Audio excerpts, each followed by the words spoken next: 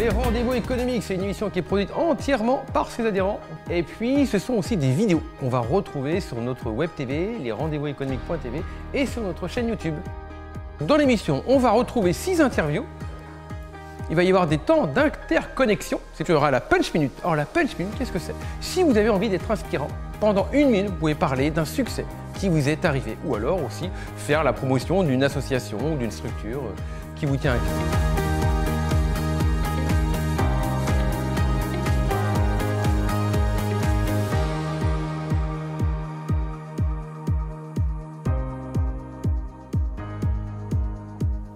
Bonjour et bienvenue au Rendez-vous économique, l'émission qui donne la parole aux entrepreneurs et aux porteurs de projets. Nous sommes aujourd'hui chez Rika à Nantes et l'émission est réalisée sur le thème « Les outils digitaux pour se simplifier la vie ». Alors, les outils digitaux, justement, c'est important dans votre vie, dans votre travail? Oui, aujourd'hui, qui ne va pas avoir Internet à part quelques petits clients qui ont vraiment un certain âge, qui vont effectivement ne pas toucher Internet. Aujourd'hui, tout le monde va se chercher sur les réseaux sociaux, tout le monde va chercher sur les avis Google, les avis Internet. On va au restaurant, on va regarder les avis avant d'aller déjeuner quelque part. Aujourd'hui, il est important qu'on soit reconnu avant même que les clients passent la porte du magasin. On va être testé sur les ambiances magasins, on va être testé effectivement sur aussi tout le rapport que nos clients ont déjà donné. Pour toi, quels sont les outils digitaux qui permettent de se simplifier la vie? Alors quand on parle d'outils digitaux, pour moi on parle surtout de digitalisation. Et la digitalisation, je pense qu'elle est arrivée vers les années 2010 avec l'essor massif d'Internet et surtout l'essor massif des smartphones. Donc pour moi la digitalisation, c'est vraiment toute la partie application et logiciels qu'on a aujourd'hui sur nos smartphones, qu'on utilise d'ailleurs au quotidien. Et pour ma part, j'utilise tous les jours mon smartphone pour piloter mon entreprise en quelque sorte. Quels outils digitaux tu nous conseillerais? Alors ça dépend, là j'ai envie de te dire, il y en a tellement que je ne peux pas t'en conseiller un en particulier. Par contre je peux te conseiller la méthode que nous on a, qui va d'abord être de travailler le territoire de marque. Quand on parle d'un territoire de marque, on part finalement un petit peu dans le travail de consulting où on va avoir... On va venir vérifier que la marque et son processus d'acquisition va être aligné avec son marché. Et ben on va être capable de lui dire oui mais attention avant ça, est-ce que vous êtes sûr que votre territoire de marque, est-ce que vous êtes sûr que votre identité est transmise correctement en matière de communication? On va lui proposer une analyse et c'est en fonction de cette analyse, on va le réaligner avec son marché. Alors les outils digitaux, je parlerai d'abord des réseaux. Alors les réseaux, c'est pour rentrer en relation, trouver des prospects, échanger. Après les calendriers, tous ces calendriers connectés qu'on peut avoir, qui facilitent la vie au quotidien, qui permettent d'avoir une gestion complète de son temps, une gestion facilitée. Et enfin, alors je donne un exemple comme Calendly par exemple, qui va permettre et pour les deux parties de trouver facilement des créneaux, voire de les gérer et de les modifier. Donc d'être à l'aise avec cette mise en relation. Alors justement, le plus coloré, ça va être les moments interconnexion. L'objectif, c'est de créer des connexions entre vous, des échanges.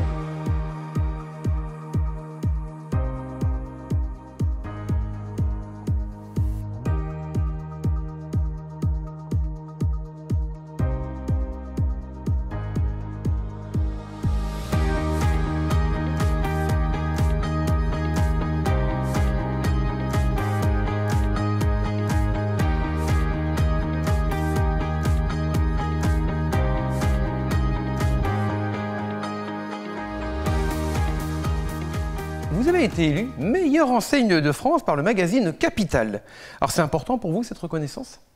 Oui, parce que c'est aujourd'hui une reconnaissance surtout liée. Capital fait des enquêtes à l'aveugle, des sondages et nous demande aujourd'hui en termes de notoriété quelles sont les marques les plus représentées sur le marché, mais dans tous les corps de métier différents.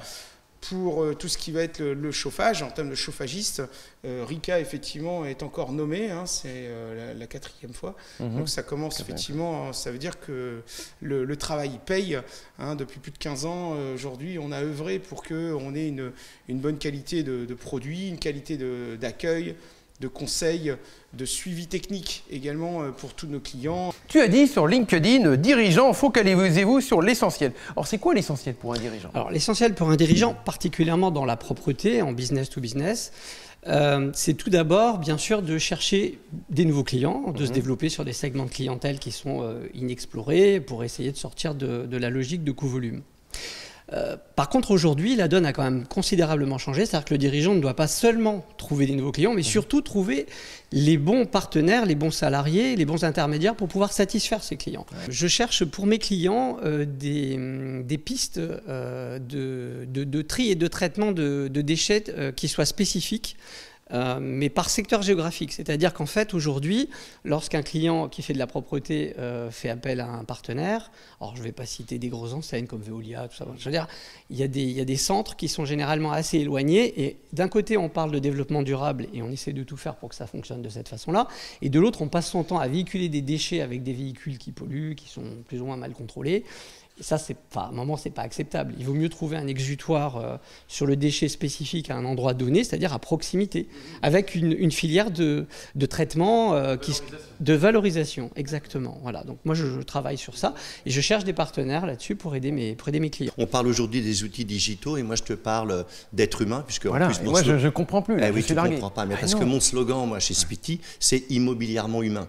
Et puis, en plus, dans l'immobilier, on fait de l'humain. Enfin, moi, je pars du principe qu'avant de vendre des maisons qui ne sont qu'un tas de pierres, on vend surtout des projets de vie. Donc on va parler de pépites ou on va parler de carnet ce matin? On va parler des deux. On va parler des deux. Alors qu'est-ce que c'est que le carnet de pépites d'abord? Alors, carnet de pépites, c'est le cadeau idéal à offrir à ceux qu'on aime.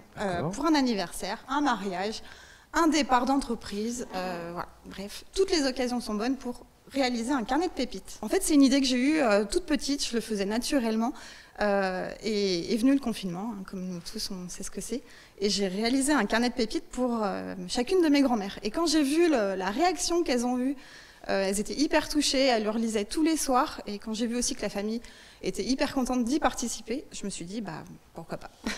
Et si vous deveniez inspirant en 1 minute? L'objectif, c'est justement de partager un succès devant la caméra. Est-ce que vous allez au cinéma? Est-ce que vous seriez prêt à payer 2,50 € de plus votre place? C'est ce qui a failli arriver à un de mes clients qui avait reçu une association. Son activité, c'est le cinéma, une association culturelle locale. Eh bien, grâce à notre intervention, on a pu maintenir le coût de la place de cinéma. Donc, si vous connaissez des personnes qui ont soit des cinémas, des hôtels, des restaurants, ou qui payent en tout cas des factures d'électricité ou de gaz, faites appel à la Place des Énergies.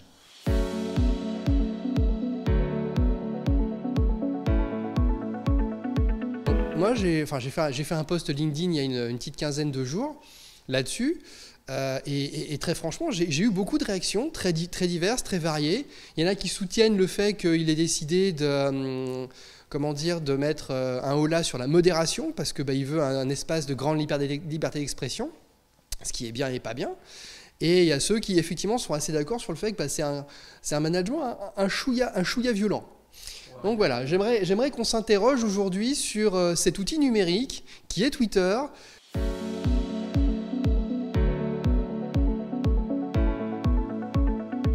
Avançons ensemble, c'est une association pour l'inclusion. Ce sont donc des non-voyants, une association de non-voyants, de malvoyants qui font beaucoup de sports associés aux non-voyants. Et parmi ces sports-là, il y en a un qui leur plaît beaucoup, c'est le vélo. Ils font du vélo, mais évidemment, ils font du vélo en tandem. Donc, eux, ils sont derrière, ils ont toujours besoin de pilotes. Aujourd'hui, ils ont le matériel, mais il leur manque les pilotes. Ils sont toujours en manque de pilotes. Pour une dizaine de non-voyants qui ont envie de faire du vélo, il va y avoir 4 ou 5 pilotes. Donc voilà, je vous invite à prendre contact avec l'association.